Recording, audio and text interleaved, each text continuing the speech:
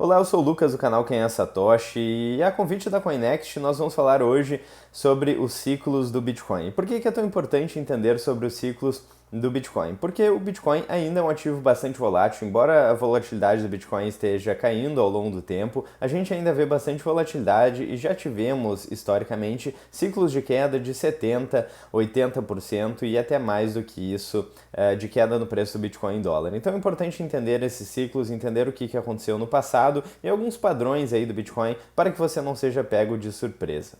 Então eu gerei aqui com o auxílio do ChatGPT, com a última versão aqui do ChatGPT de uma inteligência artificial, eu gerei um resumo acerca dos ciclos do Bitcoin. O que basicamente são esses ciclos, como eles acontecem, por que eles acontecem, e nós vamos explorar um pouco mais também sobre a possibilidade da continuidade nesses ciclos, que eles podem estar acabando agora no momento que eu estou gravando esse vídeo aí, neste ano de alta de 2025. Bom, então basicamente o que são esses ciclos? Os ciclos do Bitcoin, historicamente, eles acontecem a cada 4 anos. E muitos analistas, muitos investidores entendem que isso acontece por conta do halving, que é o evento aí onde as recompensas dos mineradores caem pela metade, então reduzindo a emissão de novos Bitcoins, né? Reduzindo a emissão de Bitcoin. E quando a gente pensa em preço, a gente tem que levar em consideração que o preço de qualquer ativo é definido pela oferta e pela demanda. Então a gente vai analisar sempre esses ciclos e o preço do Bitcoin de acordo com essas duas óticas, a ótica da oferta e a ótica da demanda. E aqui quando a gente fala de halving, a gente está falando aí da oferta do Bitcoin. Então o halving é o momento onde a oferta de Bitcoin cai pela metade. Isso acontece a cada 4 anos, então isso acaba tendo, consequentemente, um efeito no preço do Bitcoin. Então, cada halving historicamente gerou uma sequência de acumulação, ou seja, preço lateral, confiança baixa e mídia basicamente ignorando o tema. Bull market com alta explosiva, novos topos históricos, uma correção barra bear market, né, com quedas aí, como eu já mencionei. Depois a gente vai dar uma olhada também no gráfico do Bitcoin e isso vai ficar claro aí visualmente. Então, com quedas de 70% a 85% aí em dólar, né? Ou seja, a saída de especuladores e depois uma nova acumulação que é a base para o próximo ciclo. E é importante entender esses ciclos, pelo menos saber da existência deles, porque o que acontece muitas vezes é que as pessoas iniciantes aí no mercado, que não entendem muito do assunto, acabam entrando aí em um período de alta, então quando o preço está bastante elevado, e daí o mercado começa a despencar quando a queda é de 50%. 60%, 70%, as pessoas acabam liquidando as suas posições e são as baleias aí, os investidores, o smart money que se chama, né, o dinheiro inteligente, os investidores aí mais acostumados com essa dinâmica do mercado acabam comprando barato e se beneficiando, né? Então, as sardinhas, digamos assim, no linguajar do mercado financeiro, os pequenos investidores acabam comprando mais caro e vendendo aí quando está mais barato e os investidores de longo prazo acabam ganhando dinheiro com isso. Então é muito importante aí, principalmente se você está começando agora aí na jornada do Bitcoin, entender estes ciclos. Existe uma frase no mercado financeiro que diz que o mercado é uma máquina de tirar dinheiro dos impacientes e dar dinheiro para os pacientes. Então é importante entender essa dinâmica de mercado para não tomar decisões emocionais aí, não baseadas aí na razão, né, na análise de dados e de informações disponíveis. Então falando agora sobre alguns ciclos passados, então temos um ciclo aqui de 2012 até 2016, então halving em 2012 e o preço saindo aí de 12 dólares com um topo em 1.100 dólares em 2013, então topo aqui em 2013 e depois correção até 200 dólares em 2015.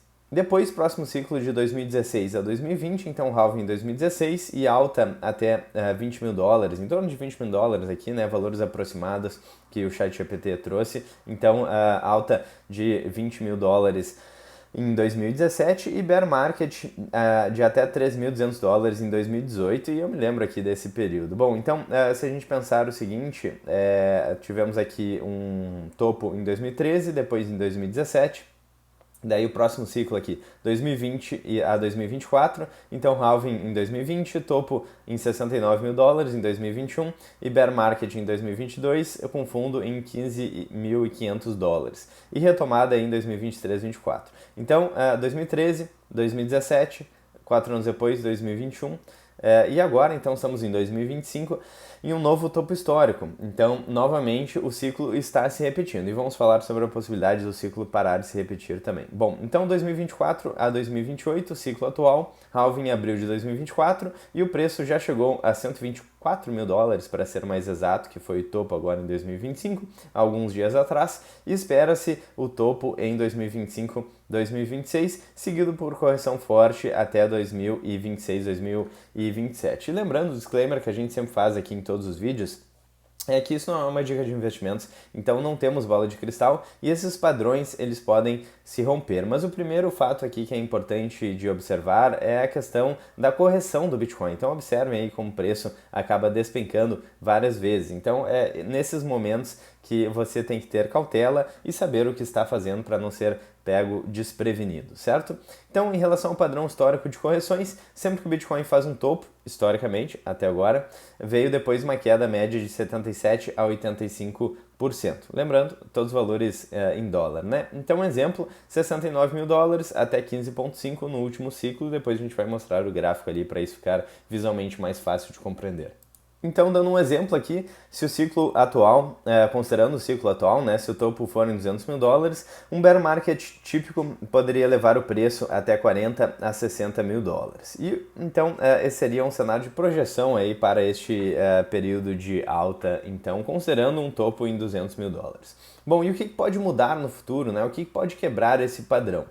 Então, vamos dar uma olhada aqui no que está nesse resumo e depois eu faço algumas considerações adicionais. Então, ponto número 1, adoção institucional, ETFs, fundos, empresas que podem aí suavizar as quedas. Então, correções menores, talvez 60% em vez de 80%. E por quê? Né? Porque quando a gente fala de ETFs, fundos, empresas, o comportamento desses investidores institucionais geralmente é o oposto do comportamento do investidor sardinha, aquele investidor que compra na alta e vende na baixa. Então, empresas geralmente quando vão fazer alocação em Bitcoin, quando vai ser criado aí um ETF, um fundo, o planejamento é de muito longo prazo, existem comitês, existe aprovação aí de mais de uma pessoa, então geralmente são movimentos de longo prazo ou pelo menos de médio prazo e eles não estão aí pensando, não vão se assustar com valorizações, com desvalorizações no caso, né, de curto prazo e fazer vendas aí na emoção.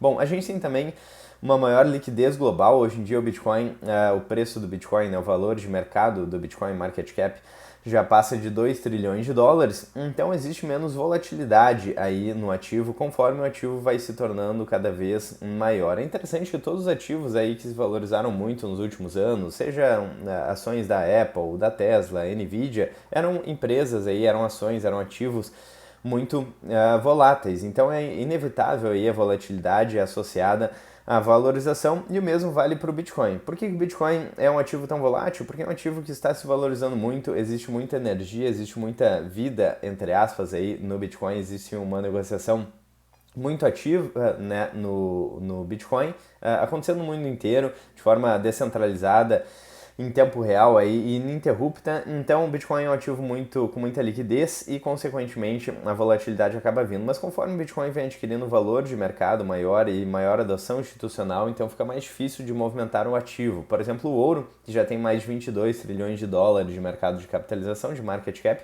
é um ativo que é muito mais difícil de movimentar. Seria uma analogia como se um ativo fosse cada vez mais pesado, e com um ativo mais pesado é mais difícil de movimentar o preço desse ativo.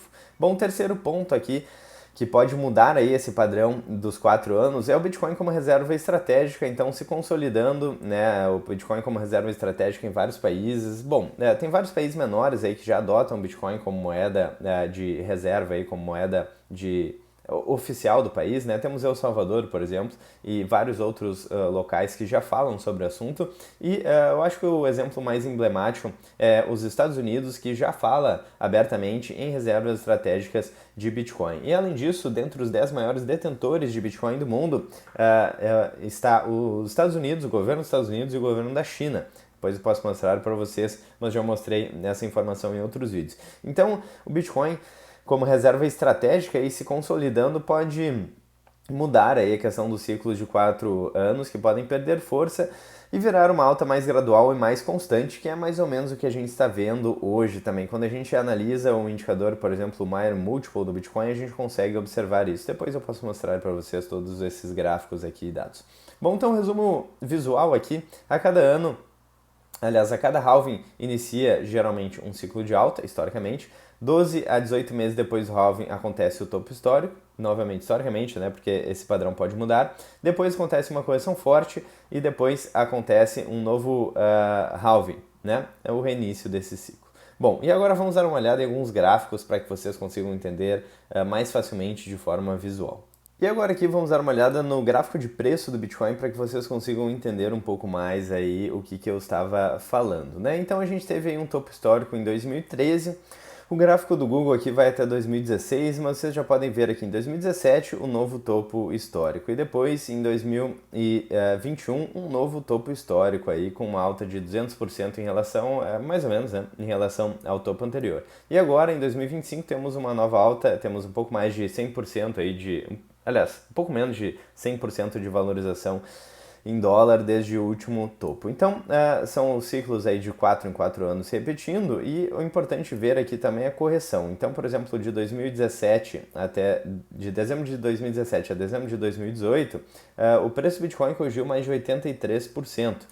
E aqui, de novembro de 2021 até novembro de 2022, o preço do Bitcoin corrigiu mais de 70% em dólar. Então, é muito importante saber da existência desses ciclos e do potencial de correção aí do preço do Bitcoin, muito embora cada topo historicamente é maior do que o topo anterior. Em relação à queda da volatilidade, eu gosto de mostrar este indicador aqui, que é o Mayer Multiple, que basicamente considera a média móvel aí do Bitcoin, e a gente pode ver que a oscilação aí deste gráfico ela vem reduzindo ao longo do tempo, ou seja, o preço do Bitcoin ao longo do tempo vem divergindo cada vez de forma menos abrupta da média móvel dos últimos dias. Então, por exemplo, nos últimos períodos de alta aqui em 2013, esse indicador passou de 6.